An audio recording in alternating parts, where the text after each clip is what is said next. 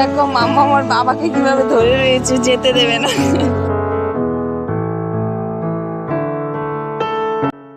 Good morning everyone, কেমন আছো সকলে? আশা করছি সকলে তোমরা ভীষণই ভালো আছো। আমরাও কিন্তু বেশ ভালোই আছি।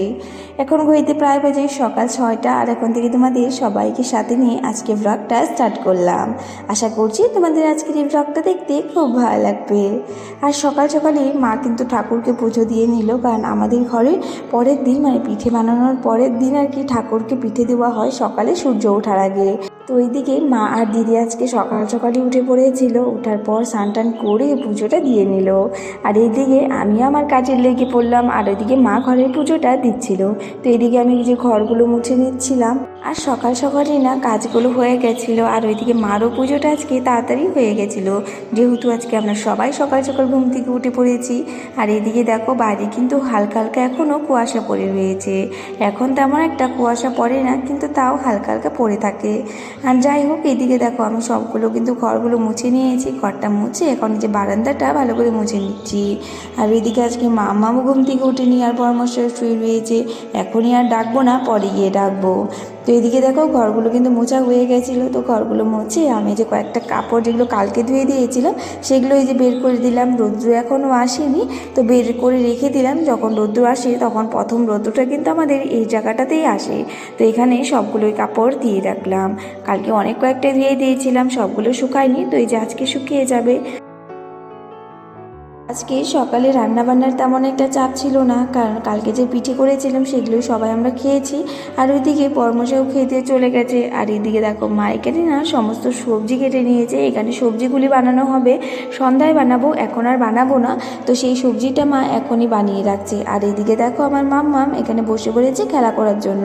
আজকে সারাদিনে তেমন একটা কাজের চাপ ছিল না, বলতে পারো কোনো কাজই তেমন ছিল না। সকালে কাপড় ধুয়ে দিয়েছিলাম, সেগুলো পেছনটাতে মেলে দিয়েছিলাম, সেই সব কাপড় আর কি উঠাতে এসেছি। যেসব কাপড় সকাল সকাল ধুয়ে দেওয়া হয় সেই সব কাপড় তো এদিকে মেলে দিলে না বেশ ভালোভাবেই কিন্তু শুকিয়ে যায়। সমস্ত কাপড়ই বেশ ভালোভাবেই শুকিয়ে গেছিলো। আর এদিকে দেখো মাম্মাকে ডাকছে আসতে, ওই যে ও একটা পাথর নিয়ে খেলা করছিল। তো চলো এখন ঘরে যাই। তো এই তো কাপড় টাপড় নিয়ে আসলাম, ওই দিক থেকে পেছনে শুকা দিয়ে রেখেছিল মা।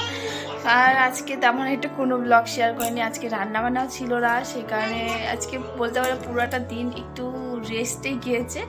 তো সকালে রান্নাবান্না ছিল না, দুপুরেও না, কারণ কালকে তরকারি ছিল। আর মা গিয়েছে যে প্রসাদ খেতে আমাদের বাড়ির পাশেই, আর আমার জন্যও নিয়ে আসবা। মা মামা ওখানে খেয়ে এসেছে, তো বাবা তো মাছের ঝোল ছিল তো সেটা দিয়েছি, আর একটা ভাজি করে দিয়েছিল মা, তো সেটা দিয়ে আর কি খাওয়া হয়ে গেছে। বর্মশাই ওটা দিয়েই খাবে। তো যাই হোক, এই যে দেখো এখানে এতগুলো কাপড় উঠিয়ে নিয়ে আসলে এবার এই কাপড়গুলো ভাঁজ করি। রাত্রে আবার বানাবো, মানে সন্ধ্যায় আবার আমরা কুলি পিঠে বানাবো, সবজি কুলি, যেটা সবজি করে রেখেছে মা, পরে গিয়ে তোমাদের কাছে শেয়ার করবো। এখন কাপড়গুলো আছে যে সেগুলো ভাঁজ করি। আর আজকে আমার সত্যি কথা বলতে কিছু করতেও ইচ্ছে করে না, আমার পরে যাবে। দেখো আমার মেয়ের কাণ্ড দেখো। হ্যাঁ কি দুষ্টু, দেখো দেখো কি কি করে।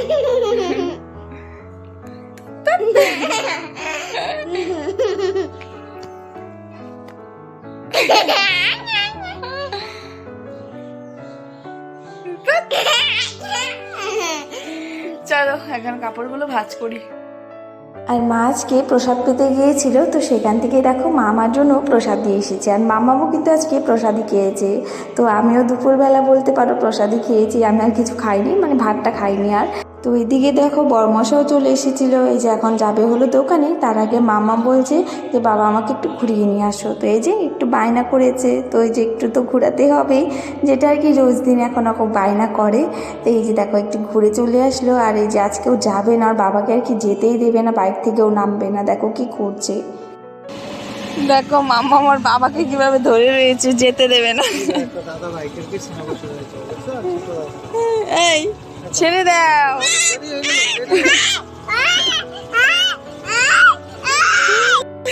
এই তো ধীতির বাবা চলে গেল, কান্নাকাটি শুরু করেছে। চলো এখন আমরা গিয়ে একটু শুয়ে থাকি। হ্যাঁ মামা। এখন ঘড়িতে প্রায় বাজে 6টা, আর এইদিকে দেখো বাইরেটা একদমই অন্ধকার হয়ে গেছে। আর আমি এই যে পিঠে বানাবো সেই সবই আর কি প্রিপারেশন করছিলাম। আর এদিকে বাবা ধরিয়েছে আগুন। তো এইদিকে পিছন থেকে অনেক কয়েকটা খড়ি নিয়ে এসেছিলো, নিয়ে এসে দেখো লাগিয়েছে। আর বাইরে না তেমন একটা কেউ বসেনি, অল্প সময়ের জন্য সবাই একটু বসে থেকে উঠে পড়েছিলাম। আর এইদিকে তারপর আমিও চলে আসলাম মার সাথে, যে ঘরে এখানে না যে পিঠেগুলো বানিয়ে নিচ্ছিলাম সবজিগুলো। আর এদিকে আমার মামাম তো রয়েছে, তো দেখো এখানে ও বসে বসে পিঠে বানাচ্ছে আমাদের সাথে। তো এইদিকে কয়েকটা পুলি বানিয়ে তারপর আমি চলে গিয়েছিলাম ভাজতে, আর মা এখানে বানাচ্ছিল। তো এইদিকে দেখো আমি কিন্তু রান্নাঘরে চলে এসেছি, কয়েকটা পিঠে কিন্তু ভেজেও নিয়েছি। আর ওইদিকে না মামামও বায়না করছে, বারবার শুধু আমার কাছে আসছে। তো তাড়াতাড়ি করে সমস্ত পিঠেগুলো ভাজছিলাম। আর ওইদিকে তারপর চাও বানাতে হবে। তো সন্ধ্যা হয়ে গেছে, সন্ধ্যার অনেকটাই পেরিয়ে গেছে। বাবাকে আবার সন্ধ্যায় চা না দিলে আবার রাগ উঠে পড়ে। তো অনেকের কিন্তু নেশা থাকে চা খাওয়ার, তো সেইটা আর কি মা আর বাবার দুজনেরই আছে, সন্ধ্যায় চা লাগবেই। তো এইদিকে চা এক সাইডে বসিয়ে দিয়েছি আর পিঠেগুলো এক সাইডে ভাজছিলাম। তো এদিকে তাড়াতাড়ি করে ভেজে নিয়ে তারপরে যে বাবা আর মাকে চাটা দিয়ে দিয়েছিলাম। মানে মা ওইদিকে বানাচ্ছিল, মার তেমন একটা তাড়া ছিল না, কিন্তু বাবারই একটু তাড়া ছিল আর কি। তো এইদিকে দেখো আমার কিন্তু পিঠেগুলো ভাজা হয়ে গেছে। তো পিঠেটা হওয়ার পর তারপর বাবাকে আগেই চা দিয়ে দিয়েছিলাম, তারপরে যে মার জন্য আর আমার জন্য অল্প একটু চা করে নিলাম। আমার একটা তেমন ইচ্ছে ছিল না চা খাওয়ার, কিন্তু এই যে চা একটু বেশি হয়ে গেছিলো সেই কারণে আমিও খেয়েছি। তো চলো আজকে ব্লগটাও আমি এখানে এন্ড করলাম। আর কে কী কী পিঠে বানিয়েছো কমেন্ট করে বলো। আজকের জন্য টাটা, রাধে রাধে, বাই।